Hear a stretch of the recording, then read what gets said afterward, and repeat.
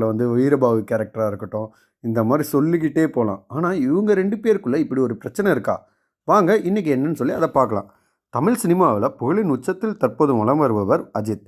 பல கோடி ரசிகர்களால் அன்போடு தல என்று அழைக்கப்படும் இவர் முன்னணி நடிகராக இன்றும் தனக்கென ஒரு இடத்தை பிடித்து வலம் வர முக்கிய காரணம் இவருடைய பணிவான குணம்தான். இருப்பினும் தல உட்பட தனக்கு எந்த டைட்டிலும் வேண்டாம் என ஏற்கனவே அஜித் அறிவித்து விட்டார். சமீப காலமாக இப்போது ஒன்று ட்ரெண்ட் பண்ணிகிட்ருக்காங்க. அதை நான் சொல்கிறேன், மிச்சத்தை நீங்கள் என்னன்னு சொல்லி கமெண்ட் செக்ஷனில் கமெண்ட் பண்ணுங்கள். அப்படி இல்லைனாலுமே நானும் ரிமைனிங்கை சொல்கிறேன். எல்லாரும் சொல்கிற ஒரே ஒரு விஷயம், டட்